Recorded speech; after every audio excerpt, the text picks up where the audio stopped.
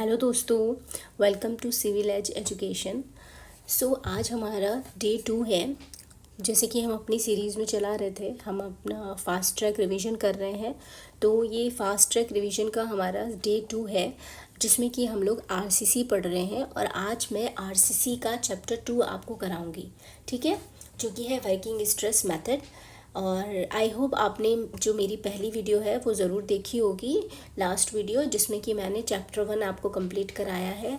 Overall जितने भी topics हैं चैप्टर 1 से आते हैं वो सारे उसमें मैंने आपको रिवाइज़ करा दिए हैं। तो आप जो है, अगर आपने नहीं देखा है तो आप प्लीज़ उस वीडियो को ज़रूर जाकर देखो, और इस वीडियो के बाद आप वो वीडियो ज़रूर देखना, ठीक है। और अगर आपने अभी तक हमारे चैनल को सब्सक्राइब नहीं किया तो प्लीज़ इस चैनल को सब्सक्राइब करो, हमें सपोर्ट करो, ताकि हम अच्छी अच्छी वीडियोज़ ऐसे ही आपके लिए लाते रहें और आपको आपकी प्रिपरेशन जर्नी में हेल्प करते रहें। हमारा सिर्फ़ और सिर्फ एक ही मोटिव है कि हम आपको किस तरह से आपकी जो एजुकेशन जर्नी है आपको एंटरटेनिंग बना सकें, उसको इंटरेस्टिंग बना सकें, और आपका साथ दें आपकी पढ़ाई में, ताकि आपको बोर्ड फील ना हो और आप कॉन्फिडेंट फील करें, ठीक है। तो इसीलिए हम लोग सफल सीरीज़ भी लेके आ रहे हैं, जो कि 1 अक्टूबर से स्टार्ट हो रही है, जिसमें कि हम क्वेश्चंस के थ्रू कॉन्सेप्ट्स को समझेंगे, ठीक है। बेसिक हम लोग वही करेंगे जिसमें कि डेली आपको क्वेश्चंस कराए जाएंगे। और आई एम अश्योरिंग यू कि वो जब सीरीज़ आप ज्वाइन करोगे ना, तो आपका कॉन्फिडेंस लेवल एक अलग ही लेवल का होगा, ठीक है। बट उससे पहले हमने ये फास्ट ट्रैक रिवीजन स्टार्ट किया है, ताकि आपको थोड़ा सा एक ओवरव्यू चैप्टर का मिल जाए। वैसे तो आपने सिलेबस कंप्लीट कर ही लिया होगा, बट अगर नहीं भी किया है या थोड़े बहुत डाउट्स हैं तो आपको इस सेशन से पूरे कंप्लीट हो जाएंगे, आपके सारे डाउट्स क्लियर हो जाएंगे, ठीक है। तो चलिए फिर ज़्यादा टाइम ना वेस्ट करते हुए हम लोग स्टार्ट करते हैं। नाउ आज हम लोग पढ़ेंगे वर्किंग स्ट्रेस मेथड, जिसमें कि देखिए, वर्किंग स्ट्रेस मेथड अगर मैं AEJE के लेवल से बात करूं तो बहुत ज़्यादा क्वेश्चंस वर्किंग स्ट्रेस मेथड से देखने को हमें नहीं मिलते हैं। कुछ कुछ टॉपिक्स हैं जिससे कि क्वेश्चंस देखने को मिलते हैं, वो मैं ज़रूर आपको बता दूंगी। बाकी इसको बहुत इन डेप्थ पढ़ने की ज़रूरत नहीं है। वैसे भी हमें वहाँ पर डिज़ाइनिंग तो करनी नहीं है, तो चाहे वो LSM हो, वर्किंग स्ट्रेस मेथड हो, हमें मेन इसमें जो याद करना है वो चीज़ें हैं कि जो कोड से क्वेश्चन पूछे जाते हैं। मेनली आरसीसी में कोड्स के ही क्वेश्चंस आते हैं, कोडल प्रोविजन पूछे जाते हैं, जो आपको याद होने चाहिए। तो मैं आपको बेसिक वही चीज़ें बताऊंगी जो आपके पेपर में आएगा, ठीक है। इसीलिए चलिए स्टार्ट करेंगे फिर। वर्किंग स्ट्रेस, सबसे पहले आपको पता होना चाहिए कि हमारे पास डिज़ाइन फ़िलासफ़ीज़ होती हैं 3 तरीके की, जिसमें कि पहली हमारी वर्किंग स्ट्रेस मेथड थी, जिसमें कि कुछ लिमिटेशंस थी। जिसके बाद हम अल्टीमेट लोड मेथड पे आए, उसमें भी कुछ लिमिटेशंस थी। तो फिर फाइनली हम लिमिट स्टेट मेथड पे आए, ठीक है। वर्किंग स्ट्रेस मेथड होता क्या है? वर्किंग स्ट्रेस मेथड वो मेथड है जिसमें कि वी बिलीव कि जो मटेरियल है वो इलास्टिकली बिहेव करता है। मींस हम लोग अपने मटेरियल को सिर्फ और सिर्फ एक इलास्टिक लिमिट तक ही वैलिड मानते हैं। हम उसको जो कंसिडर करते हैं, जो उसकी स्ट्रेंथ को कंसिडर करते हैं, वो उसकी इलास्टिक लिमिट तक ही कंसिडर करते हैं, ठीक है। उसके आगे चाहे वो मटेरियल में कितनी भी स्ट्रेंथ हो, हम उसको कंसिडर करके नहीं चलते हैं। जैसे कि फॉर एग्ज़ाम्पल अगर मैं आपको समझाऊं कि हमारा जो स्टील का जो हमारा कर्व रहता है, ठीक है, हम सबको पता है कि जो स्टील का कर्व रहता है वो इस तरह से रहता है। माइल्ड स्टील का कर्व हमारा ऐसे रहता है कुछ, ठीक है। तो कुछ एक पॉइंट रहता है यहाँ पे, ये हमारा जो ये एक पॉइंट रहता है, इसको हम लोग बोलते हैं लिमिट ऑफ प्रोपोर्शनैलिटी, ठीक है। फिर हमारे पास आ जाता है, what is this, wait a second, कुछ प्रॉब्लम हो रही है मेरे इसमें टैब में, जस्ट गिव मी 1 सेकेंड। यहाँ पे देखो आप, इसको मैं रब कर देती हूँ,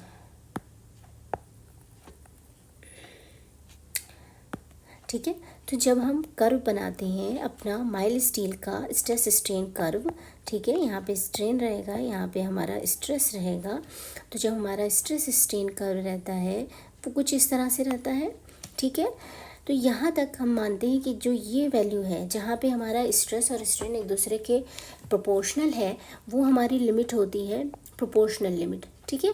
इसको प्रोपोर्शनल लिमिट बोलते हैं। उसके बाद हमारे पास एक इलास्टिक लिमिट आती है, बी पॉइंट, जिसको हम लोग इलास्टिक पॉइंट भी बोलते हैं, ठीक है। फर्दर हमारे पास फिर आ जाता है अपना यील्ड पॉइंट, ठीक है। फिर यहाँ पे हमारा upper yield point and lower yield point ये आ जाता है, ठीक है। सो हम यहाँ कंसिडर कर रहे हैं सिर्फ और सिर्फ मटेरियल को इलास्टिक रेंज में, ठीक है। तो यहाँ पे कंसिडर किया जाता है इलास्टिक रेंज में, but in actual it is considered here, ठीक है।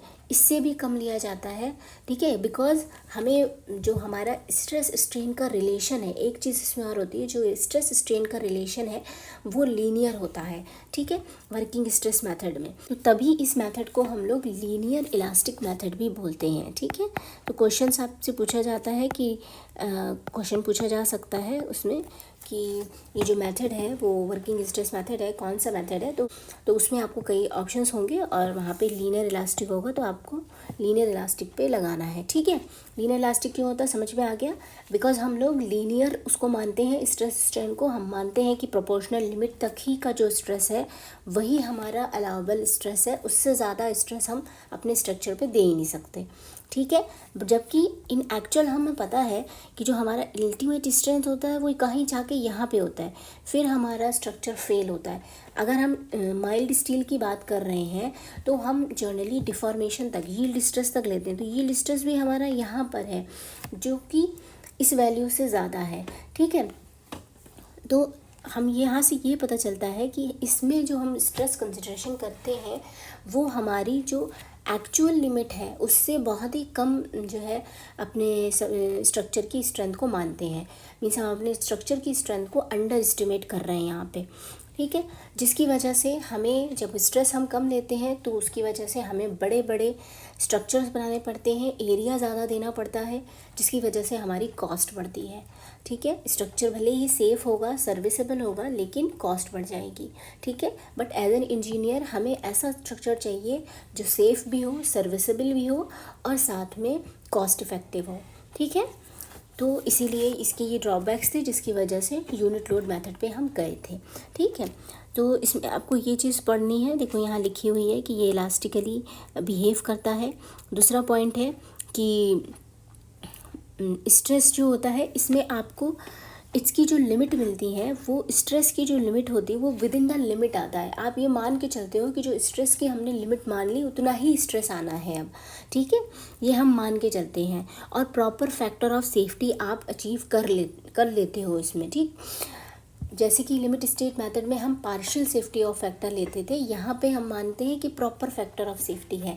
तो इसी पॉइंट से एक पॉइंट निकल के आता है जो कि क्वेश्चन में पूछा जाता है कि ये कौन सी अप्रोच फॉलो करता है। तो जो हमारा वर्किंग स्ट्रेस मेथड है वो डिटर्मिनिस्टिक अप्रोच फॉलो करता है, ठीक है, डिटर्मिनिस्टिक अप्रोच। ये आप याद कर लेना कि working stress method linear elastic theory है, डिटर्मिनिस्टिक अप्रोच फॉलो करता है। इसका एक और नाम है जिसको हम लोग बोलते हैं मॉड्यूलर रेशियो मेथड, ठीक। तो ये एक मॉड्यूलर रेशियो मेथड के नाम से भी जाना जाता है। बाकी WSM को हम लोग यही देखो हमने देख ही लिया। अब आ जाओ फैक्टर ऑफ सेफ्टी पे, ठीक है। फैक्टर ऑफ सेफ्टी हमें पता है क्या होता है, हमारा जो भी स्ट्रेंथ है मटेरियल का उसको अगर हम वर्किंग स्ट्रेस से डिवाइड कर देंगे वही हमारा फैक्टर ऑफ सेफ्टी आता है। इन दिस केस अगर हम कंक्रीट की बात कर रहे हैं तो ultimate strength of concrete upon working strength, ये हमारा फैक्टर ऑफ सेफ्टी हो गया। स्टील में yield strength of steel upon working strength, ठीक है।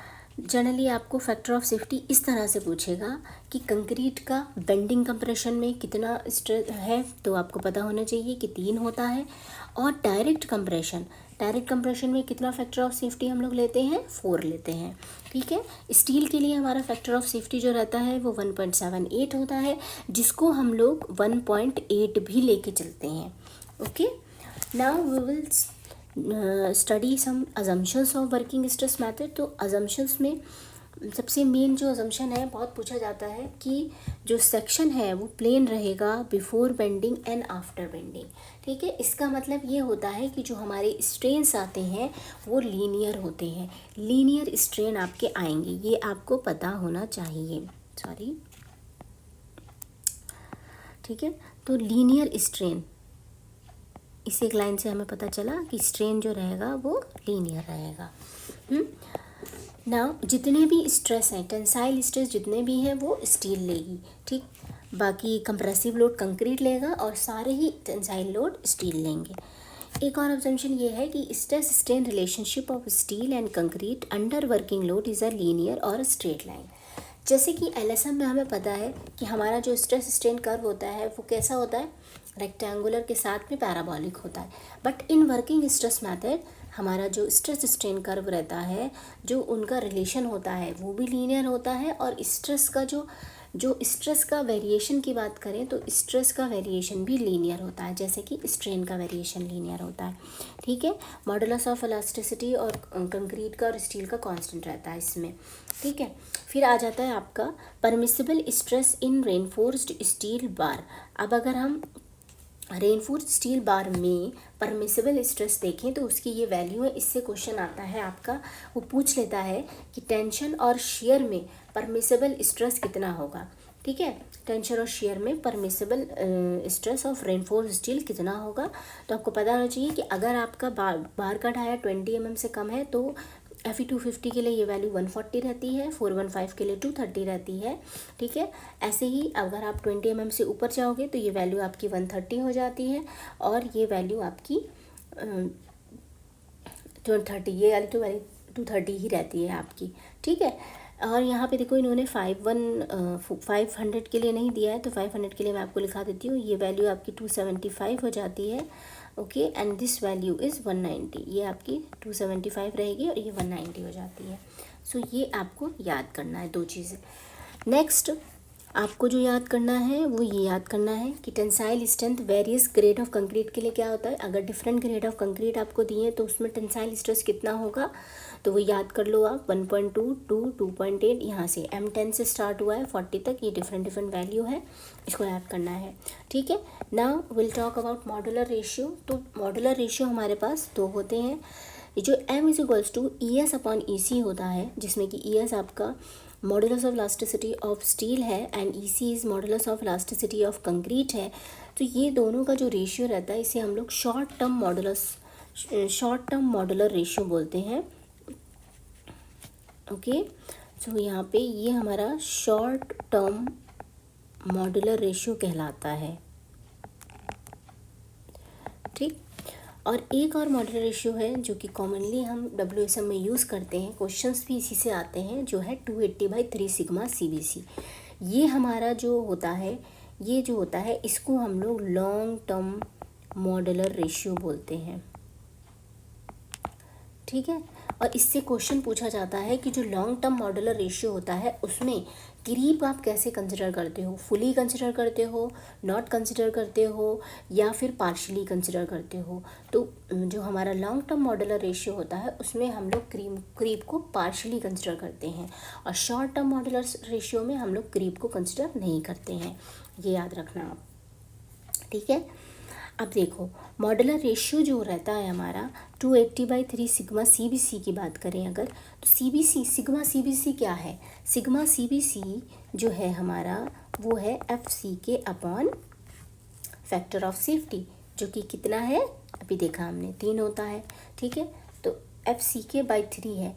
ठीक है, ये हम वैल्यू जब इसमें पुट करेंगे तो हमें ये पता चलेगा कि जो हमारा मॉडुलर रेशियो है वो सिर्फ और सिर्फ किस पे डिपेंड कर रहा है, FCK पे। ठीक है, तो यहाँ पे पता होना चाहिए कि मॉडुलर रेशियो सिर्फ और सिर्फ ग्रेड ऑफ कंक्रीट पे डिपेंड करता है। ठीक है, नाउ यहाँ पे देखो मॉडुलर रेशियो की डिफरेंट वैल्यूज़ दी हैं, बट आपको याद करने की ज़रूरत नहीं है इस टेबल को, बिकॉज अगर आपको फार्मूला पता है तो आप कर सकते हो, इतना आप मतलब कर लोगे मेरे हिसाब से। उसको कितना याद करोगे आप, बहुत याद करने के लिए चीज़ें हैं। तो आपको अगर याद ही करना है तो यहाँ से ये जो परमिसिबल स्ट्रेस की टेबल दे रखी है, ये एक तो बेंडिंग स्ट्रेस है और एक ये डायरेक्ट स्ट्रेस है। परमिसिबल डायरेक्ट कंप्रेसिव स्ट्रेंथ जो कि कॉलम के केस में आता है। ठीक है, ये उसकी वैल्यू दे रखी है, जो कि होता है आपका जैसे कि सिग्मा CBC तो आपको पता है FCK/3 होता है, ऐसे ही सिग्मा CC ये आपका FCK/4 होता है। ठीक है, तो ये वैल्यू आपकी वही सारी वैल्यूज़ रख के निकाली गई हैं। इसमें आपको मेजरली M15 और M20 का तो याद होना चाहिए कि आपको निकालना ना पड़े, आपको याद होना चाहिए कि भाई M15 है तो इसकी वैल्यू हो जाएगी 5, M20 में 7 हो जाएगी सिग्मा CBC की, क्योंकि सिग्मा CBC की वैल्यू आपको यूज़ करनी है हर जगह मोस्टली क्वेश्चन अगर आता है तो, ठीक है। बाकी इसमें देखो ये है permissible stress in bond for plain bars in tension in tau BD, ठीक है। टाउ BD जो है ये आपका परमिसिबल बॉन्ड स्ट्रेस है। और बॉन्ड स्ट्रेस क्या होता है, बॉन्ड स्ट्रेस जब हमारी जो रॉड होती है वो कंक्रीट में होती है फिक्स, ठीक है। तो कंक्रीट और रॉड के बीच में जो एक बॉन्ड होता है ना, ठीक है, और उस बॉन्ड में जो एक शेयर स्ट्रेस डेवलप होता है उस बॉन्ड की वजह से, बिकॉज दो सरफेसेस हैं, एक कंक्रीट का है एक रॉड का है, तो दोनों में कहीं ना कहीं जो है एक शेयर स्ट्रेस डेवलप होगा। और वो जो शेयर स्ट्रेस होता है दैट लॉन्गिट्यूडनल शेयर स्ट्रेस, उसी को हम लोग बॉन्ड स्ट्रेस बोलते हैं, ठीक है। तो अब वो कितना आ सकता है उसकी एक लिमिट होती है हमारे पास, जो यहाँ पे LSM में भी दी है और WSM में भी दी है, ठीक है। आपको ये टेबल तो अगर याद कर सको कर लेना, बट इसमें मेजरली क्वेश्चन आता है कि जो बॉन्ड स्ट्रेस होता है अगर बार्स हम कंप्रेशन में प्रोवाइड कर रहे हैं, बार्स जो है वो हमारी कंप्रेशन में है, तो हमारा जो वैल्यू है वो 25% से बढ़ जाएगी, ठीक है। अगर बार्स डिफॉर्म बार हम यूज़ कर रहे हैं, ठीक है, डिफॉर्म बार्स अगर यूज़ करी जा रही हैं तो 60% हमारी बॉन्ड स्ट्रेस की वैल्यू को बढ़ा देंगे। जो ये वैल्यूज़ दे रखी हैं इनको 25% या 60% अकॉर्डिंग टू द सिचुएशन हम बढ़ा देंगे। क्वेश्चन इसी पे आता है। So equivalent area of composite section, ठीक है। कंपोजिट सेक्शन हमारा RCC कंपोजिट सेक्शन ही होता है, जिसमें कि कंक्रीट भी होती है, RCC हमारी स्टील भी होती है, ठीक है। तो उसमें इक्विवेलेंट एरिया कैसे निकालते हो आप, ठीक है। इक्विवेलेंट एरिया निकालना इस जो सिंपली यू कैन से कि अगर आपको मतलब कि कंक्रीट दिया है, स्टील दिया है, और आपको कंक्रीट के टर्म में ही, मतलब आपने स्टील का एरिया आपके पास है बट उस स्टील के एरिया को भी आपको कंक्रीट के इक्विवेलेंट करना है, कंक्रीट के फॉर्म में लिखना है, ठीक है। तो आप कैसे लिखोगे, ठीक है, उसको यही बोलते हैं इक्विवेलेंट एरिया, जिसमें कि आपका कंक्रीट का जो एरिया है उसको भी जो स्टील का एरिया है उसको भी आप कंक्रीट के एरिया में कन्वर्ट कर देते हो, ठीक है। जिसके लिए हमारे पास जो मॉड्यूलर रेशियो हमने पढ़ा था वो काम आता है। मॉड्यूलर रेशियो का यही काम होता है कि ये जो हमारा एक मटेरियल से दूसरे मटेरियल में कन्वर्ट करना, ठीक है, वो हम with the help of modular ratio करते हैं, ठीक है। सो यहाँ से एक अगर आप चाहो तो मैं आपको एक्सप्लेन कर सकती हूँ, यहाँ पे मैं एक्सप्लेन कर सकती हूँ। जैसे कि हमारे पास अगर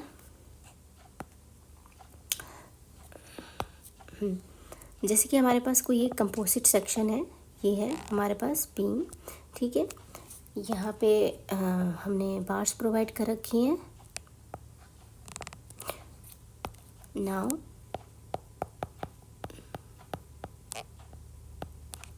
ठीक है, और इसके ऊपर एक लोड आ रहा है, ठीक है। अब अगर हमें बताना है कि ये जो लोड है P, ये कंक्रीट भी लेगी और स्टील भी लेगी, दोनों ही लेंगे, तो इसको हम कैसे लिख सकते हैं कि P = sigma C × AC, concrete के द्वारा लिया गया लोड, ठीक है, स्ट्रेस इंटू एरिया लोड होता है, प्लस स्टील जो लोड लेगा जो कि सिग्मा ST है × AST, ये हो गया। अब देखो, सिंस वी नो कि जो स्ट्रेन है जितना कंक्रीट में आएगा उतना ही हमारा स्टील में आएगा, ठीक है। तो स्ट्रेन तो हमारा सेम रहा, ठीक है, स्ट्रेन में कोई चेंज नहीं आया, तो हम ऐसे लिख सकते हैं ना कि LS = LC, ठीक। इसको हम लिख सकते हैं PL/AE of steel = PL/AE of concrete, ठीक। को हम कैसे लिख सकते हैं, sigma C/EC, since the length is the same, and sigma S/ES, ये लिख सकते हैं, ओके। अगर हमें सिग्मा C लिखना है तो हम कैसे लिखेंगे, सिग्मा S/ES × EC, ठीक है। या फिर हम कह सकते हैं कि sigma S = sigma C × ES/EC, and we know कि ये जो सिग्मा ये होता है ये हमारा मॉड्यूलर रेशियो है। तो अब हमने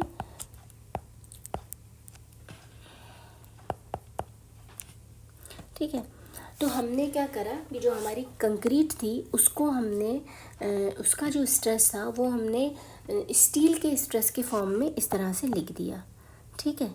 बट इसका जो फॉर्म है जो जनरली आपको याद रखना है वो ये वाला नहीं है, आपको याद रखना है ये सिग्मा, ये पूछता है आपसे, तो sigma c is equals to sigma s upon m, क्योंकि जो हम यूज़ करते हैं अपने आगे फर्दर डिज़ाइनिंग में वो हम लोग क्योंकि कंक्रीट के फॉर्म में सारा यूज़ कर रहे हैं, सारी चीज़ों को जितना भी हमारा एरिया है वो इक्विवेलेंट कर रहे हैं कंक्रीट के फॉर्म में, तो इसलिए जो हमारा स्ट्रेस होता है उसको भी हम कंक्रीट के फॉर्म में जो है वो उसको भी हम लोग कंक्रीट के फॉर्म में ही चेंज करते हैं, तो इसलिए हम ये फार्मूला याद करते हैं इसके लिए। सो इस तरह से stress in steel is converted in the form of equivalent in the form of concrete, stress in concrete, ठीक है। सिमिलरली यहाँ से जब हम एरिया निकालते हैं तो हमारा जो एरिया निकल के आएगा, जब हम यहाँ से एरिया निकालेंगे तो हमारा एरिया जो निकल के आता है वो निकल के आता है M/AST। ये आपके दो फॉर्मूले हैं जो कि बहुत इंपॉर्टेंट है, वेरी इंपॉर्टेंट। ये आपके क्वेश्चन इक्विवेलेंट एरिया से ये क्वेश्चन आते हैं, ठीक है। तो ये आपको दोनों पता होना चाहिए कि जो स्ट्रेस है हमारा इक्विवेलेंट टू, अगर हम स्टील में स्ट्रेस निकाल रहे हैं इक्विवेलेंट टू कंक्रीट तो वो कितना आएगा, और इक्विवेलेंट एरिया ऑफ कंक्रीट निकाल रहे हैं इन टर्म्स ऑफ AST तो वो ऐसे आएगा, ठीक है। नाउ वेयर वर वी, ठीक है। चलिए अब हम देखते हैं, तो यहाँ पे देखो ये दिया हुआ है AC is equals to MAST and sigma C is equals to sigma ST/M। बाकी आपको भी मैंने बता दिया कि फोर्स अगर निकालना तो वो कैसे निकलेगा, sigma C MAS plus AC इस तरह से निकल आता है, ठीक है ना। अब ये देखो डिफ्लेक्शन, देखो अब बीम है, बीम में हमें जो है उसको देखना पड़ेगा कि डिफ्लेक्शन में भी हमें उस सेफ्टी देखनी पड़ेगी बीम की, ठीक है। लेटरल स्टेबिलिटी भी देखनी पड़ेगी। तो डिफ्लेक्शन के लिए कुछ लिमिट्स दे रखी हैं यहाँ पे कि जो maximum span by effective depth का रेशियो है, जिसको हम लोग बोल सकते हैं L इफ़ेक्टिव बाय D का जो रेशियो है हमारा, अगर हमारा स्पैन 10 मीटर से कम का है, ठीक है, और सिंपली सपोर्टेड है तो हम उसकी वैल्यू 20 लेते हैं, ठीक है। तो ये लिमिट करके दी है डिफ्लेक्शन के केस में, अगर ऐसा है तो L इफेक्टिव बाई D की वैल्यू आपकी 20 रहेगी, ठीक है। फिक्स्ड और कंटिन्यूस बीम है तो उसकी वैल्यू 26 रहेगी, कैंटिलीवर की वैल्यू 7 रहेगी। So it's very very important table, ये तो आप याद ही कर लो बिल्कुल, और क्योंकि ये टेबल LSM में भी सेम ही है तो ये आपको याद होनी चाहिए, ठीक है। और अगर आपका स्पैन 10 मीटर से बड़ा है, ठीक है, उस केस में आप क्या करोगे, ये जो आपकी L इफेक्टिव बाई D की वैल्यू है यहाँ पे, इसको हम कह सकते हैं के, इस वैल्यू को हम के कह रहे हैं। तो इस वैल्यू को आपको कुछ नहीं करना है, वो वैल्यू जो अलग अलग सब सारे बीम्स के लिए दी है वो सेम रहेगी, बस उस वैल्यू को आप मल्टीप्लाई कर दोगे L बाई स्पैन से, ठीक। When your span is more than 10 metre then you will, sorry यहाँ पे गड़बड़ हो गया, 10 बाई स्पैन से आप इसको मल्टीप्लाई कर दोगे, ठीक है। 10 बाई स्पैन से मल्टीप्लाई करो आपकी वैल्यू आ जाएगी, ठीक है। नाउ अब लेटरल स्टेबिलिटी देख लेते हैं। लेटरल स्टेबिलिटी की बात करें तो you should know what is lateral stability. Lateral stability हम प्रोवाइड ही क्यों कर रहे हैं, इसलिए कर रहे हैं कि देखो हमने डिफ्लेक्शन में तो देख लिया कि अगर बैंड हमारा बीम डिफ्लेक्ट करेगा, ठीक है, तो हम उसको लिमिट हमने लगा दी। अगर अब लेटरली अगर हमारे बीम में मूवमेंट हो रहा है तो उसके लिए हमें क्या करना है, ठीक है। जैसे कि हमारा ये बीम है, अगर हम कहें कि हमारा कैंटिलीवर बीम है, ठीक है, एंड वी नो कि डिफ्लेक्शन हमारा तो इस तरह से आता है, ठीक है, बीम बेंड करेगा कुछ इस टाइप से, आपने देखा कि वो बेंड कर गया अगर उस पर कोई मोमेंट है या लोड है, ठीक है। बट अगर हम लेटरली उसको हम देखना चाहें तो लेटरली बीम हमारा किस तरह से डिफ्लेक्ट करेगा, ठीक है। तो बीम हमारा जो है लेटरली हम डिफ्लेक्ट की बात करें तो ये मे बी इसमें इस तरह से, जब ये उधर साइड के लिए जो है मूवमेंट हो या फिर इधर साइड के लिए इस टाइप से वो मूवमेंट करे, ठीक है, इस टाइप से मूवमेंट करे तो ये हमारा लेटरली मूवमेंट होता है। मतलब कि लेटरल डायमेंशन, जो उसकी लेटरल डायमेंशन है ना, उसके अलावा अगर जब डिफ्लेक्शन आने लगे या कुछ चेंजेस आने लगे तो हम बोलते हैं कि भाई वो लेटरली अनस्टेबल है। उसके लिए हम क्या करते हैं कि अपने बीम्स में कुछ लेटरल सपोर्ट्स को प्रोवाइड करते हैं, ठीक है। जैसे कि ये हमारा बीम है, तो हमने क्या किया कि कुछ लेटरल रेजिस्टिंग मेंबर हैं उनको प्रोवाइड कर दिया, ठीक है। सो ये लेटरल, ठीक है, ये रेजिस्टिंग मेंबर्स हैं, इनको प्रोवाइड कर दिया। तो अब क्या होगा, हमारा बीम जो है वो इस साइड के लिए नहीं डिफ्लेक्ट करेगा, ठीक है, लेटरली मूव नहीं करेगा बीम, ठीक। सो ये जो हमारी लेटरल सपोर्ट होती है, इसकी जो फ्री एंड से जो डिस्टेंस होती है वही हमारी लेटरल स्टेबिलिटी की वैल्यू होती है, ठीक है। इसकी कुछ वैल्यू है कि ये वैल्यू कितनी होनी चाहिए, तो वो आपको यहाँ पे दे रखा है। तो ये कैंटिलीवर हो गया। अगर ऐसे ही अगर हम सिंपली सपोर्टेड बीम की बात करें तो सिंपली सपोर्टेड बीम में हमारा ऐसे रहता है, ठीक है, कि एक सपोर्ट आप यहाँ दे देते हो, एक सपोर्ट आप यहाँ दे देते हो, आपने ये ऐसे दिया दिया, तो अब इसको आपने लेटरली स्टेबल कर दिया, ठीक है। तो उसके लिए जो लिमिट है वो ये है, ये वैल्यू, ठीक है। दो लेटरल जो आपने दी है, जो उसको स्टेबिलिटी प्रोवाइड करने के लिए, उसके बीच की डिस्टेंस, ये इनकी कुछ वैल्यू होती है, ठीक। तो इनकी वैल्यू ये रहती है, allot should not be greater than 60 b और 250 बी स्क्वायर बाई डी। इस पर भी डायरेक्ट क्वेश्चन पूछते हैं आपसे, ठीक है। या फिर अलॉट कैंटिलीवर के केस में 25 और 100 बी स्क्वायर बाई डी है। इसको आप ऐसे भी याद कर सकते हो, अलॉट बाई बी अगर आप कर लोगे तो ये वैल्यू आपकी 60 और 250 बी बाई डी हो जाएगी, ठीक है। और इसको हम लोग जो है वो स्लेंडरनेस रेशियो भी बोल सकते हैं, ठीक है। क्योंकि स्लेंडरनेस रेशियो क्या होता है, जनरली जब हम देखें तो जनरल रेशियो हमारा रहेगा, इन केस ऑफ कॉलम अगर हम बात करते हैं तो हम लोग लेते हैं effective length upon least lateral dimension, और यहाँ पे भी ये उसी फॉर्म में है। तो इसलिए कभी कभी क्वेश्चन ऐसे भी आ जाता है कि स्लेंडरनेस रेशियो की वैल्यू बताओ लेटरल स्टेबिलिटी के लिए, अगर सिंपली सपोर्टेड का केस है या कंटिन्यूस का केस है, तो ये आप याद कर लेना, ठीक है। नाउ अब आ रही बात हमारी सिंगली रेनफोर्स्ड बीम की, ठीक है। सो सिंगल रेनफोर्स्ड बीम वो बीम है जिसमें कि लॉन्गिट्यूडनल रेनफोर्समेंट सिर्फ और सिर्फ टेंशन जोन में प्रोवाइड करते हैं हम लोग, ठीक है। जब हम लोग सिर्फ और सिर्फ टेंशन जोन में रेनफोर्समेंट प्रोवाइड कर रहे हैं, हमारी लॉन्गिट्यूडनल रेनफोर्समेंट, तो उसको सिंपली सपोर्टेड बीम बोलेंगे। और ऐसे बीम में अब यहाँ देखो, in such beam the ultimate bending moment and the tension due to bending are carried by the reinforcement, ठीक है। अल्टीमेट बेंडिंग मोमेंट और जो टेंशन आ रहा है बेंडिंग की वजह से, वो रेनफोर्समेंट के द्वारा लाया जाएगा, while the compression is carried by the concrete. Compression concrete लेगा, ठीक। देखो neutral axis of the beam की बात करेंगे तो न्यूट्रल एक्सिस क्या होती है, neutral axis is that imaginary line जो कि हमारे कंप्रेशन जोन और हमारे टेंशन जोन को डिवाइड करती है, ठीक है। सो ये हमारे कंप्रेशन और टेंशन जोन को डिवाइड करती हुई लाइन जो होती है वो हमारी न्यूट्रल एक्सिस हो जाती है। और इसको हम लोग जो है इस तरह से शो कर सकते हैं। देखो आप यहाँ डायग्राम में देख सकते हो कि आपका जो डायग्राम है वो बहुत आप आराम से देख सकते हो। मैं इसको हाईलाइट भी कर देती हूँ, ठीक है। ये हमारा बीम है, इसमें ये कुछ हमने रेनफोर्समेंट प्रोवाइड कर रखी है, ओके। एंड देखो ये जो पूरी लेंथ होती है हमारी, ये जो कैपिटल डी है, ठीक है, इसको बोलते हैं हम लोग ओवरऑल डेप्थ। तो कैपिटल डी जो होती है वो ओवरऑल डेप्थ होती है, और जो स्मॉल डी होती है जो कि सेंटर से होती है हमारे रेनफोर्समेंट के और ऊपर तक, ठीक है, इसको बोलते हैं इफेक्टिव डेप्थ, ठीक है। स्मॉल डी यहाँ पे इफेक्टिव डेप्थ होती है। और न्यूट्रल एक्सिस की जो डेप्थ होती है हमारे टॉप फाइबर से, उसको हम लोग बोलते हैं एक्स। यहाँ पे एक्स से जो नोट है एक्स ए भी बोलते हैं, ठीक है। और बस अब ये जो डिस्टेंस हो जाएगी हमारी, ये हमारी हो जाएगी डी माइनस एक्स ए, ओके।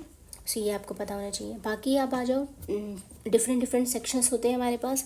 सो डिफरेंट सेक्शन में हम देखेंगे कि अंडर रेनफोर्स सेक्शन है, ओवर रेनफोर्स सेक्शन है और बैलेंस सेक्शन है। तो आपको अंडर रेनफोर्स सेक्शन में ये याद रखना है कि जो आपका बीम रहेगा वो टेंशन में फेल कर जाएगा, ठीक है। आपकी जो स्ट्रेस की वैल्यू है और कंक्रीट के केस में जो वैल्यू है वो अपनी परमिसिबल लिमिट तक नहीं पहुंच पाएगी, और उससे पहले ही अब before reaching to its permissible limit जो आपका बीम है वो टेंशन में फेल हो जाएगा, ठीक है। ऐसे जो बीम्स होते हैं उनको हम लोग अंडर रेनफोर्स बीम बोलते हैं। इसको और भी दूसरे टर्म्स में बोल सकते हैं कि जो इसमें परसेंटेज ऑफ स्टील होता है वो बैलेंस सेक्शन से कम प्रोवाइड किया जाता है। ठीक है, बैलेंस सेक्शन कौन सा सेक्शन होता है? बैलेंस सेक्शन वो सेक्शन होता है जिसमें कि जो आपके कंप्रेसिव स्ट्रेस या फिर आपका टेंसाइल स्ट्रेस दोनों ही अपनी परमिसिबल लिमिट तक पहुंचते हैं सेम टाइम पे। ठीक है, कि हमारा मटेरियल स्ट्रेस हुआ, लोड आया, स्ट्रेस हुआ, और वो दोनों ही अपनी मैक्सिमम लिमिट तक सेम टाइम पे जब पहुंच जाते हैं तो वो बैलेंस सेक्शन होता है। तो अंडर रेनफोर्स सेक्शन में क्या होता है कि जो हमारा परसेंटेज ऑफ स्टील है वो बैलेंस सेक्शन से कम होता है। ठीक है, इसमें आपको याद रखना है कि इसमें जो फेलियर होता है वो आपका डक्टाइल फेलियर होता है। ठीक है, सडन फेलियर इसमें नहीं होता है, आपको वार्निंग मिलती है पहले से फेलियर से। ठीक है, सफिशिएंट वार्निंग यू गेट, जो कि हमारे लिए अच्छा है। तो जनरली हम लोग अंडर रेनफोर्स सेक्शन ही प्रेफर करते हैं because we need some warning. ठीक है, हमें ब्रिटल फ्रैक्चर्स या फिर सडन फ्रैक्चर्स नहीं चाहिए।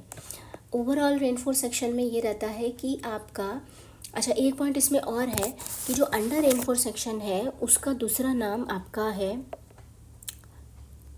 सेकेंडरी। इसको आप सेकेंडरी कंप्रेशन फेलियर भी कहते हो।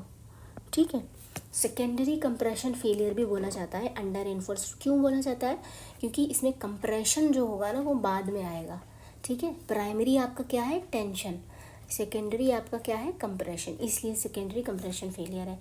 ओवर रेनफोर्स सेक्शन में जस्ट ऑपोजिट होता है कि इसमें रेनफोर्समेंट आप बहुत ज़्यादा प्रोवाइड कर देते हो बैलेंस सेक्शन से, और इसमें जो है आपका जो फेलियर रहता है वो कंप्रेसिव फोर्स की वजह से होता है। आपका जो जो कंक्रीट होती है वो पहले फेल हो जाती है और आपकी जो स्टील है वो अपनी परमिसिबल लिमिट तक पहुंच नहीं पाती है। ठीक है, उससे पहले ही कंक्रीट फेल हो जाती है। ओके, सो यहाँ पे जो फेलियर होता है वो सडन फेलियर होता है, ब्रिटल फेलियर भी जिसको बोलते हैं हम लोग। ठीक, तो ये पता होना चाहिए आपको। अब चलो हम थोड़ा सा जो ये इम्पॉर्टेंट टॉपिक है तो इसको मैं थोड़ा सा आपको डिस्कस करके बता देती हूँ। ठीक है, एक्सप्लेन कर देती हूँ। बाकी वैसे नीड नहीं है क्योंकि आपको बस याद करना है, लेकिन एक इजी रहे आपको कि ये क्वेश्चन आया कहाँ से, उसके लिए मैं आपको थोड़ा सा बता दे रही हूँ। ठीक है, तो आप ये देखो,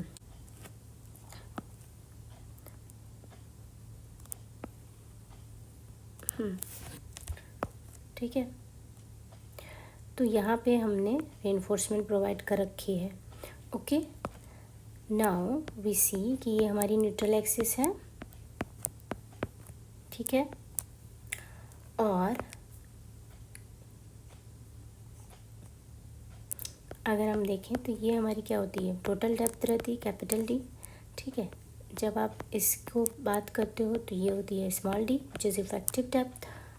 ठीक, सो जब हम इक्विवेलेंट सेक्शन में इसको कन्वर्ट करते हैं तो इक्विवेलेंट सेक्शन में हम कहते हैं कि कंक्रीट तो लेता ही नहीं है कोई टेंशन में, तो इसके लिए तो ये हो जाएगा। बट टेंशन के लिए हम क्या करेंगे कि एक इक्विवेलेंट सेक्शन ले लेंगे स्टील का इन टर्म्स ऑफ कंक्रीट। ठीक है, तो इस तरह से ये ले लिया जाता है। ये हमारा AC होता है और ये इसको हम बोलते हैं MAST, ये जो एरिया होता है। ठीक है, इसकी वैल्यू रहती है, विड्थ जो रहती है वो B होती है, और इसकी डिस्टेंस हमारी neutral axis, this is the neutral axis, और न्यूट्रल एक्सिस की जो डिस्टेंस रहती है वो ये रहती है टॉप फाइबर से। इसी को बोलते हैं हम लोग डेप्थ ऑफ न्यूट्रल एक्सिस।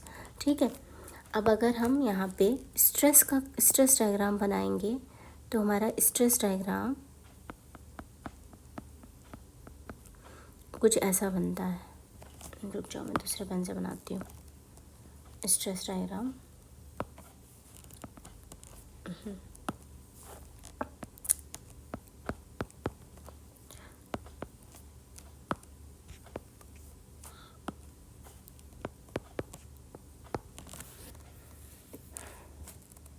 हमारा जो स्ट्रेस डायग्राम रहेगा वो कुछ ऐसा रहेगा।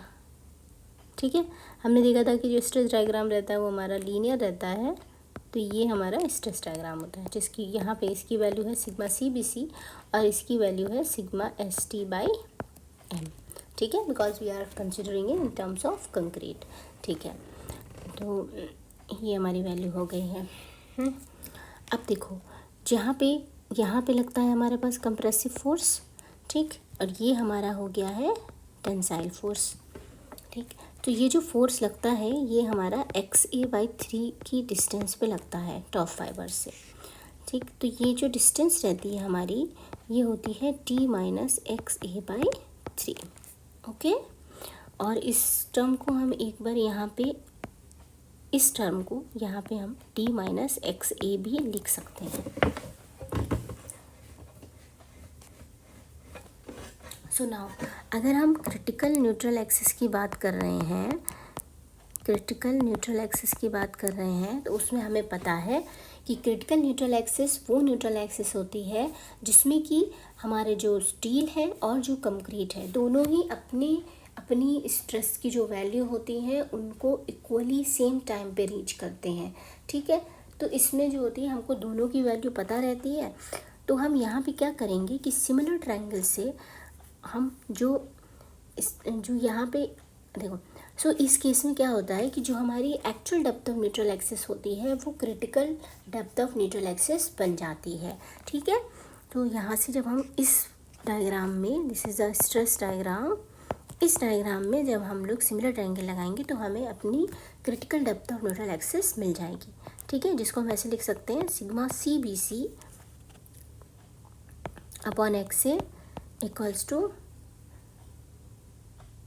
जिसको हम लोग XC भी बोलते हैं, XC बोलेंगे यहाँ पे, ठीक है, equals to sigma ST/m divided by D minus XC, okay.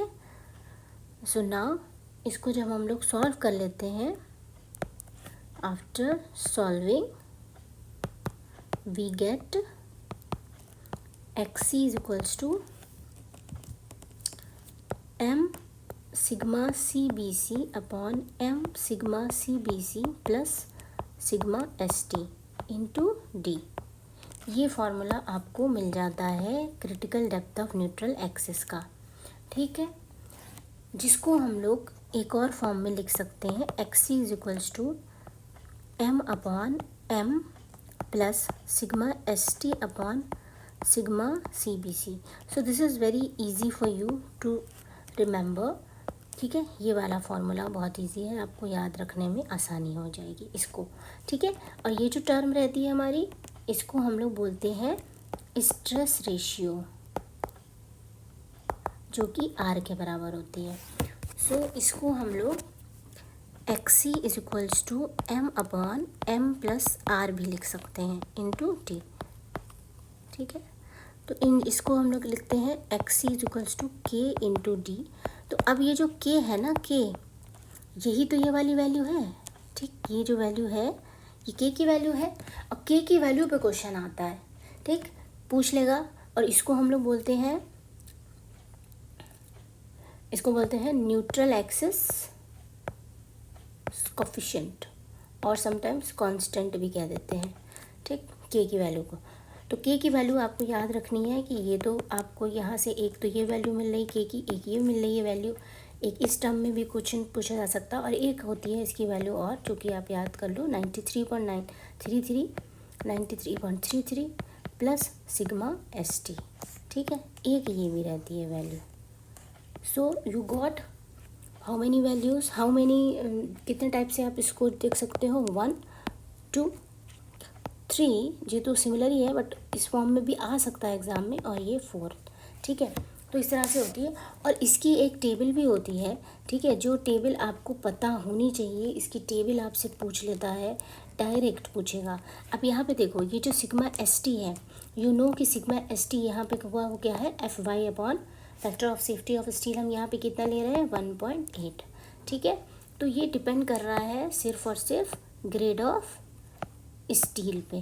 तो एक क्वेश्चन आपका यहाँ से भी आता है कि जो आपका न्यूट्रल एक्सिस कोफिशिएंट है या कांस्टेंट है वो किस पे डिपेंड करता है, तो it only depend on the grade of steel. So उसी के बेसिस पे जो ग्रेड ऑफ स्टील है हमारा, और यहाँ पे K की वैल्यू है, तो Fe 250 के लिए ये वैल्यू रहती है हमारी 0.405, ठीक है। Fe 415 के लिए 0.288, ठीक है, और Fe 500 के लिए ये वैल्यू रहती है 0.25। ओके, सो ये टेबल आप याद कर लेना, जैसे कि हम लोग एलएसएम में याद करते थे ना, के की वैल्यू हमारी क्या रहती थी 0.56, 0.48, 0.46, ठीक है। वैसे ही सिमिलर ये वैल्यूज़ हैं जो कि WSM की है, ठीक है। तो इनको आप याद कर लेना। तो आई होप आपको अच्छे से समझ में आ गया होगा, विद स्ट्रेस डायग्राम आपको पूरा समझ में आ गया होगा। और इसी के ही आगे मैं जब अगर देखूं तो मैं आगे ही यहाँ पे मोमेंट ऑफ रेजिस्टेंस भी एक्सप्लेन कर देती हूँ आपको, ठीक है। सो यू नो कि कंप्रेसिव स्ट्रेस क्या होता है, कंप्रेसिव स्ट्रेस क्या है हमारा, ठीक है। ये हमारा है average stress multiplied by area, ठीक है। तो अगर हम सिर्फ और सिर्फ कंप्रेसिव जोन की बात करें तो हमें क्या डायग्राम मिल रहा है, सिर्फ ये डायग्राम मिल रहा है, जिसमें कि ये वैल्यू हमारी सिग्मा CBC है, ठीक है। ये हमारी न्यूट्रल एक्सिस हो गई।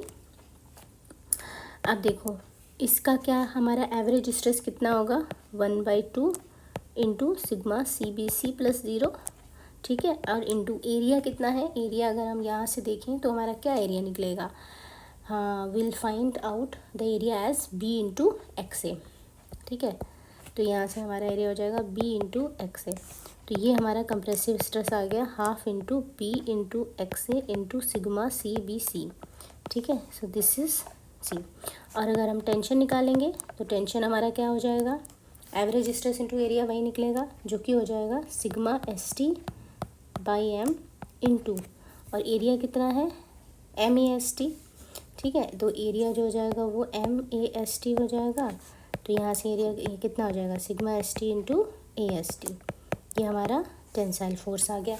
Now we got the forces. अब इन फोर्सेस को जब हम लीवर आर्म से मल्टीप्लाई करेंगे तो हमारा मोमेंट ऑफ रेजिस्टेंट आ जाएगा, ठीक है। So moment of resistance equals to C into LR और T into LA, sorry, lever arm.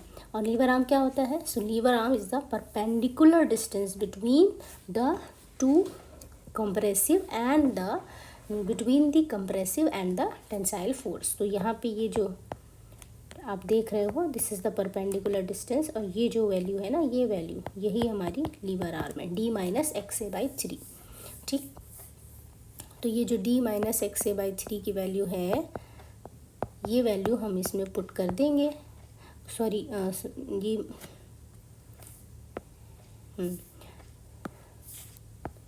सो ये जो D-XA/3 की वैल्यू है वो इससे मल्टीप्लाई कर देंगे और हमारा मोमेंट ऑफ रेजिस्टेंस निकल के आ जाएगा, ठीक है। सो ये था आपका इसके पीछे का कॉन्सेप्ट। अब मैं इतना कॉन्सेप्ट डिस्कस नहीं करूँगी, मैं आपको डायरेक्ट बता रही हूँ आपको याद क्या करना है, ठीक है। तो आप जल्दी से इसको याद कर लो। देखो यहाँ से क्वेश्चन आपसे ये पूछ लेगा क्रिटिकल, ये आपको समझ में आ गया। Actual depth of neutral axis भी आप वहीं से उसी डायग्राम से actual depth of neutral axis भी निकाल लेते हो, ठीक है। जब आप मोमेंट ऑफ एरिया दोनों का कंसिडर करोगे, कंप्रेसिव फोर्स और टेंसाइल फोर्स का, ठीक है, तो आपको वहाँ से actual depth of neutral axis मिल जाएगी। ये लीवर आर्म आपको पता है D-XA/3, डायरेक्टली भी क्वेश्चन पूछ लेता है। Okay, moment of resistance find out कर लिया, हमने भी कर लिया।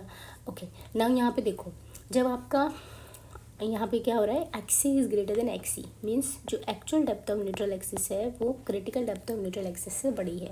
इसका मतलब जो सेक्शन है हमारा वो ओवर रेनफोर्स सेक्शन है, और उस केस में हम लोग जो फोर्स यूज़ करते हैं, जो मोमेंट ऑफ रेजिस्टेंस यूज़ करते हैं, वो हम लोग कंप्रेशन वाला यूज़ करते हैं, कंप्रेसिव फोर्स लेके, ठीक है। ये चीज़ याद रखना। तो हम फॉर्मूला लगाएंगे 1/2 BXA सिग्मा CBC D-XA/3, ठीक। जब हमारी न्यूट्रल एक्सिस, जब हमारी XA की वैल्यू XC से छोटी होती है तो मतलब अंडर रेनफोर्स सेक्शन है, और उस केस में हम लोग स्टील वाला, टेंशन वाला जो हमारा मोमेंट ऑफ रेजिस्टेंस है वो यूज़ करते हैं, जो कि है sigma ST AST D-XA/3।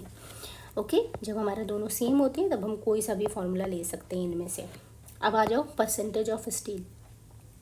Percentage of steel simply AST/BD into 100, जो कि हमारे पास LSM में भी ये सेम ही रहता है, ठीक है। ओके, अब आ जाओ रेनफोर्समेंट की बात करें तो रेनफोर्समेंट जो लॉन्गिट्यूडनल रेनफोर्समेंट प्रोवाइड करते हैं उसकी जो स्पेसिंग रहती है वो हम यहाँ से निकालते हैं, which is equal to dia of the bar. अगर डाया इक्वल है तो डाया ले लेंगे, अगर डिफरेंट साइज़ के आपने डायाज लिए हुए हैं लॉन्गिट्यूडनल बार्स में तो जो सबसे बड़ा वाला डाया होता है वो ले लेते हैं, या फिर 5 mm more than the nominal maximum size of core segregate. ठीक है, सो इनमें से जो भी मैक्सिमम वैल्यू रहेगी वो हमारी मिनिमम स्पेसिंग रहती है लॉन्गिट्यूडनल बार्स में। ठीक है, अगर हम ज़्यादा दे रहे हैं, मतलब एक से ज़्यादा मल्टीपल लेयर्स में हम अगर लॉन्गिट्यूडनल रेनफोर्समेंट प्रोवाइड कर रहे हैं तो वहाँ पे हमें वर्टिकल स्पेसिंग भी देनी पड़ेगी। जैसे यहाँ पे देख सकते हो आप कि वर्टिकल स्पेसिंग दे रखी है। सो वर्टिकल स्पेसिंग के लिए भी है कुछ कि इसकी जो स्पेसिंग रहती है, इनकी कम से कम जो वैल्यू है वो है dia of the thicker bar 15 mm या फिर 2/3 ऑफ नॉमिनल कोर सेग्रीगेट। तो ये सेम ही है। बाकी अगर हम साइड फेस रेनफोर्समेंट की बात करें, साइड फेस रेनफोर्समेंट हम कहाँ प्रोवाइड करते हैं, तो साइड फेस रेनफोर्समेंट वहाँ प्रोवाइड करी जाती है अगर हमारे बीम में या तो टॉर्शन आ रहा हो और उसकी जो लेंथ है वो 450 mm है। ठीक है, उससे ज़्यादा है तो हम लोग साइड फेस रेनफोर्समेंट प्रोवाइड कर देंगे। ठीक है, या फिर अगर हमारा बीम ही बहुत लंबा है, ठीक है, तो हम तब भी हम जो है ये प्रोवाइड करें अगर 750 से ज़्यादा का साइज़ होता है तो, और टॉर्शन है तो, और 450 से ज़्यादा है तब भी प्रोवाइड करेंगे। ठीक है, कितना प्रोवाइड करेंगे, 0.1% ऑफ वेब एरिया, और उसको इक्वली डिस्ट्रीब्यूट करेंगे। ठीक है, दोनों ही साइड में इक्वली कैसे करेंगे, अगर हम यहाँ पे 1 दे रहे हैं तो यहाँ पे भी 1 ही देंगे, 2 बार्स दे रहे हैं इधर साइड में तो दूसरे फेस पे भी 2 बार्स देंगे। ठीक है, अब ये तो आपका वही सेम है, इसमें देखने की ज़रूरत नहीं है। ये टेबल आपकी बहुत इंपॉर्टेंट है, ये टेबल आप देख लो। ठीक है, इसमें क्या है, एक ही जगह पे आपको सारी चीज़ें दे रखी हैं, तो अगर आप इसको याद करना चाहो तो याद कर सकते हो। वेरी गुड, आप याद कर लो सारी चीज़ें। ठीक है वही चीज़ जो भी हमने पीछे पढ़ी हैं। अब आ जाओ डबली रेनफोर्स्ड बीम में। ठीक है, अब डबली रेनफोर्स्ड बीम कहाँ यूज़ करते हैं, तो डबली रेनफोर्स्ड बीम जो है यूज़ करने का जो मेन पर्पज़ है, ठीक है, वो ये है कि जब या तो जो हमारे जो लोड्स आ रहे हैं वो इतने ज़्यादा आ जा रहे हैं कि जो हमने मोमेंट ऑफ रेजिस्टेंस निकाल रखा था बीम के लिए अब वो उससे भी ज़्यादा हो गए हैं। ठीक है, तो उन लोड्स की वजह से जो मोमेंट आ रहा है वो इतना ज़्यादा है कि रजिस्टिंग मोमेंट से भी ज़्यादा मोमेंट आ रहा है हमारे स्ट्रक्चर पे। अब उसको काउंटरैक्ट करने के लिए या तो हमारे पास 2 चॉइसेस हैं, या तो हम लोग क्या करें, अपने कंक्रीट का ग्रेड बढ़ा दें, ठीक है, या फिर हम क्या करें, डायमेंशन बढ़ा दें। लेकिन ये दोनों चीज़ें ही हम नहीं कर सकते, हमको साइज़ भी नहीं बढ़ाना है, रिस्ट्रिक्ट करके रखना है, और हम ग्रेड भी नहीं बढ़ा सकते क्योंकि हम साइड पे जाके ऐसा नहीं कर सकते कि कुछ मेंबर्स के लिए अलग ग्रेड ऑफ कंक्रीट यूज़ करें और कुछ के लिए अलग। ठीक है, तो वो फिजिबल नहीं है काम। तो उस केस में फिर हम क्या करते हैं कि जो रेनफोर्समेंट होती है वो हम कंप्रेशन साइड में भी प्रोवाइड करते हैं। ठीक है, उसी को ही हम लोग बोलते हैं डबली रेनफोर्स्ड बीम। ठीक, जैसे कि जो हमारी रेनफोर्समेंट होगी, अभी तक हमने देखा था कि रेनफोर्समेंट हम लोग सिर्फ टेंशन साइड में प्रोवाइड कर रहे थे, बट अब हम कंप्रेशन में भी रेनफोर्समेंट प्रोवाइड करेंगे, उसी को डबली रेनफोर्समेंट बोलते हैं। ठीक, तो यहाँ पे भी यही चीज़ आपको बोली गई है। बाकी conditions when doubly reinforced beam is preferred, वो भी यहाँ पे सेम वही बोला गया, when size is confined, restrict कर दिया आपने साइज, या फिर आपको रिवर्सल ऑफ स्ट्रेस के केस में भी कर सकते हो कि स्ट्रेसेस ऐसे आ रहे हैं कि जैसे कि हमने देखा कि जनरली स्ट्रेसेस जो हमारे बीम में आते हैं, जो अगर हम सिंपली सपोर्टेड बीम की बात करें तो वो क्या होता है, लोड की वजह से सैग करती है।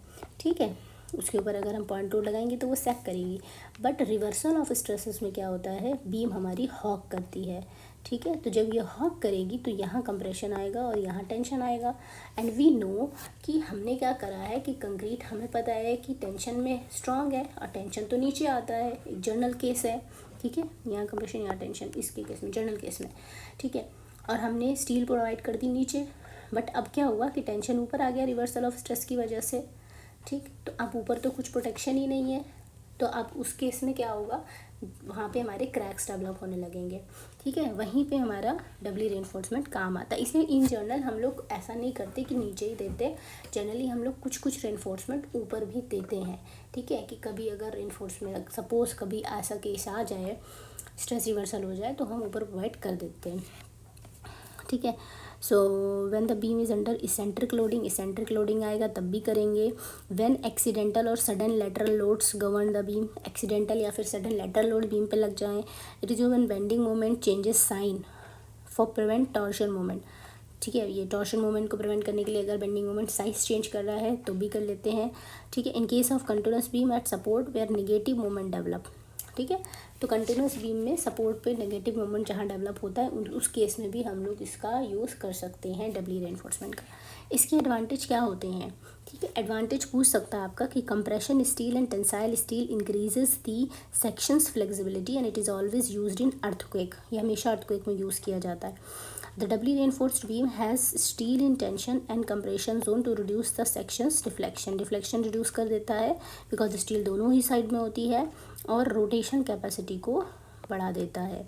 Compression steel helps in reducing the long term deflection of the beam. जो लॉन्ग टर्म डिफ्लेक्शन होता है बीम का उसको ये रिड्यूस करता है कंप्रेशन स्टील। ठीक है, तो ये बड़ा इंपॉर्टेंट पॉइंट है कि कंप्रेशन स्टील किस लिए हेल्प होगा? लॉन्ग टर्म डिफ्लेक्शन जो है बीम का उससे प्रिवेंट करेगा। Area of steel in compression is reduced in case of shrinkage and creep effect. तो श्रिंकेज और क्रीप इफेक्ट में भी जो स्टील का एरिया होता है कंप्रेशन में वो रिड्यूस हो जाता है। ठीक है, अब आ जाओ यहाँ पे एनालिसिस देख लेते हैं हम लोग डबली रेनफोर्स्ड बीम की। अभी हमने देखी थी सिंगली रेनफोर्स्ड बीम की, अब इसकी भी देख लेते हैं तो आपको एकदम क्लियर हो जाएगा कि भाई कैसे कैसे वैल्यूज़ आई हैं ये वाली। यहाँ पे भी हम लोग simply critical depth of neutral axis देखते हैं जो कि सेम है। ठीक है, actual depth of neutral axis देख लेते हैं। ओवर रेनफोर्स्ड सेक्शन के लिए ये वाला फार्मूला लेते हैं कंप्रेशन वाला, अंडर रेनफोर्स के लिए सिग्मा ST वाला ले लेते हैं। ठीक है, तो ये जो है ये हमारे फार्मूलाज हैं, ये हमने फाइंड किए हैं और इसको वैल्यू कैसे आई है तो हम इसको आप थोड़ा सा डिस्कस कर लेते हैं। ओवरऑल पूरा डिस्कस नहीं करेंगे बट थोड़ा सा आपको स्ट्रेस डायग्राम समझा देते हैं कि डबली रेनफोर्स्ड बीम का स्ट्रेस डायग्राम कैसे बनता है, वो आपको पता होना चाहिए, आना चाहिए। ठीक है,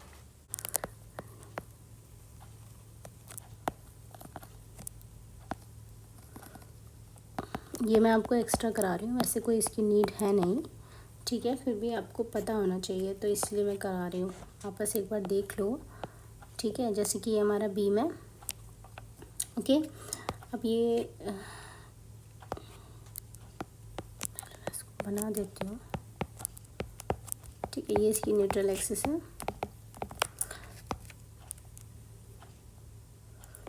यहाँ पे रेनफोर्समेंट है और यहाँ पे भी रेनफोर्समेंट है, डबली रेनफोर्स है तो यहाँ पे भी है। ठीक है, अब हम देख लेते हैं। तो यहाँ से ये डिस्टेंस हमें पता है स्मॉल d होती है। ठीक है, इसका जब हम इक्विवेलेंट सेक्शन बनाएंगे तो कुछ इस टाइप से बनेगा। ठीक, और ये भी ऐसे बनेगा।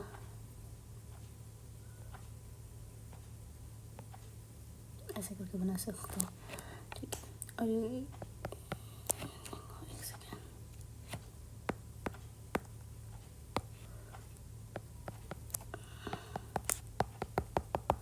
ठीक है, तो इसका कंक्रीट का हमें पता है कि स्टील का जो है वो हम लोग एक इक्विवेलेंट सेक्शन ले लेते हैं जिसको बोलते हैं MAST। ठीक है, तो ये होता है ASC और इसकी जो वैल्यू होती है, इसकी जो यहाँ पे रेनफोर्समेंट है, इसको जब हम लोग उसके टर्म्स में कन्वर्ट करते हैं, कंक्रीट के टर्म्स में इक्विवेलेंट करते हैं तो इसकी वैल्यू होती है 1.5 M - 1 इंटू ASC, ये वैल्यू हो जाती है। ठीक है, और ये हमें पता है कि ये डिस्टेंस हमारी XA होती है। इसका अगर हम स्ट्रेस का वेरिएशन देखें तो स्ट्रेस का वेरिएशन कुछ ऐसा रहता है। So will see here like this, यहाँ से। ठीक, तो अब ये जो डिस्टेंस रहती है इसको हम लोग DC बोल देते हैं। ओके, ऐसा करके आ गया। अब ये हो गया हमारे पास सिग्मा CBC। ओके, और ये है हमारे पास सिग्मा ST/M। ठीक, तो अब हमें अगर हमें actual depth of neutral axis निकालनी है XA, तो actual depth of neutral axis हम क्या निकालते हैं? Moment of area of C equals to moment of area of T, मतलब कंप्रेशन जोन और टेंशन जोन का मोमेंट ऑफ एरिया निकाल रहे हैं। तो यहाँ देखो, यहाँ पे इसका क्या होगा? Moment of area compression zone का मोमेंट ऑफ एरिया क्या रहता है, area into centroidal distance from neutral axis, ठीक है, यही होती है। यहाँ पे भी वही सेम चीज़ रहेगी, area into centroidal distance from neutral axis. Okay, तो इन शॉर्ट जल्दी जल्दी कर लेते हैं।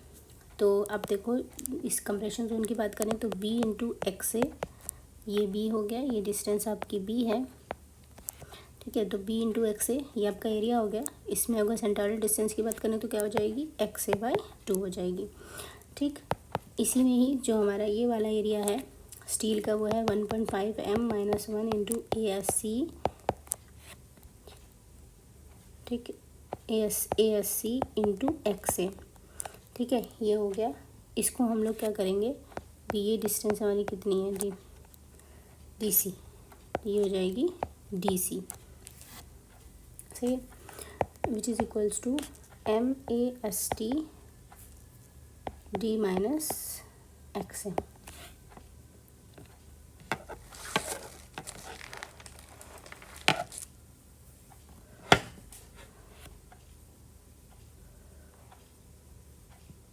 सॉरी, ये डिस्टेंस ना यहाँ पे न्यूट्रल एक्सिस नहीं होती, ये हमारी टॉप से होती है, फ्रॉम टॉप फाइबर, ये आप सही कर लेना, फ्रॉम टॉप फाइबर है ये, ठीक है, ये फ्रॉम टॉप फाइबर है ये, ठीक है। तो यहाँ पे यहाँ से आपका क्या हो जाएगा, एक्स से निकल आएगा, ठीक है। एक्स ही आपको पता है, M sigma C B C upon M sigma C B C plus sigma S T, यहाँ से आप एक्स ही निकाल लोगे। नाउ यू विल सी कि एक्स से ग्रेटर देन एक्स सी है कि क्या है। अगर एक्स से ग्रेटर देन एक्स सी है, आपका सी रहेगा वो आपका रहेगा सिग्मा सी बी सी के बराबर, और जो टी रहेगा वो सिग्मा एस टी से छोटा रहेगा, because it is an over enforce section, ठीक है। अब इसकी एनालिसिस, इसको कैसे निकालेंगे, इसके लिए वी विल सी, ठीक है, इसी कर्व को देख लो आप, बार बार बनाने की ज़रूरत नहीं है। ये जो डिस्टेंस होगी इसको हम क्या लिख सकते हैं,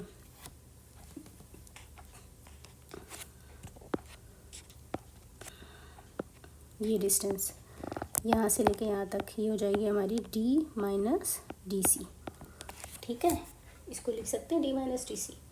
ओके, अब अगर हम मोमेंट ऑफ रेजिस्टेंस निकाल रहे हैं तो हमारा हो जाएगा moment of resistance 1 plus moment of resistance 2, ठीक, क्योंकि हम कंप्रेशन के थ्रू निकालेंगे, ओवर एनफोर्स्ड है। एम ओ आर वन, सो एम ओ आर वन की वैल्यू कितनी हो जाएगी, average stress into corresponding area into lever arm, यही तो होगा। एवरेज स्ट्रेस क्या होगा आपका, sigma C B C plus 0/2, ठीक है, इसको हम लोग बी इंटू एक्स से मल्टीप्लाई कर देंगे और इसको D minus X A by 3 ये कर देंगे, तो आपका एम ओ आर 1 निकल आएगा।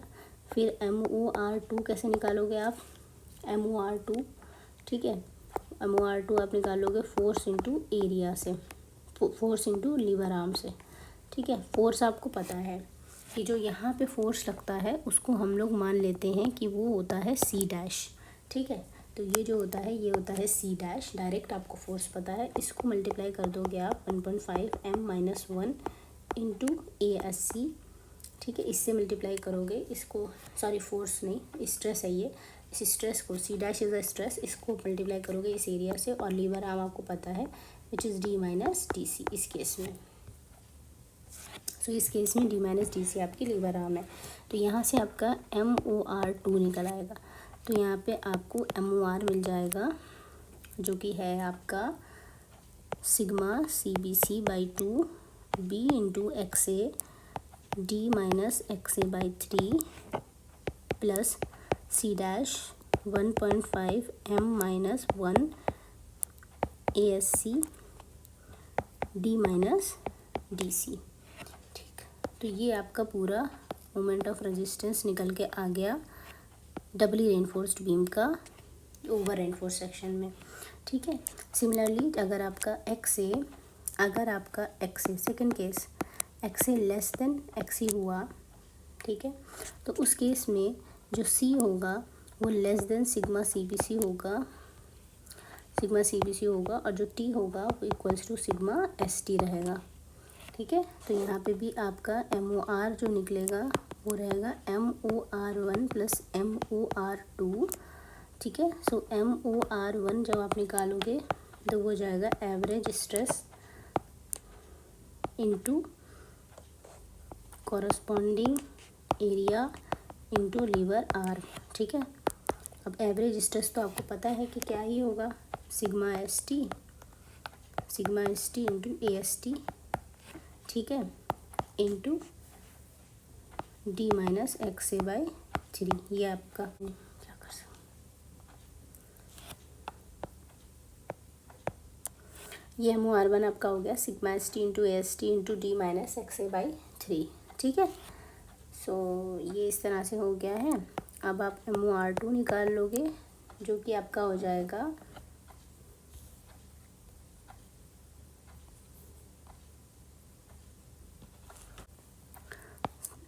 C dash into 1.5 M-1 into ASC D-DC, ठीक।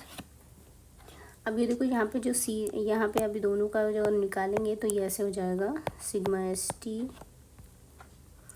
AST into D-XA/3 plus C dash 1.5 M-1 ASC D-DC, ठीक है, ये हो जाएगा।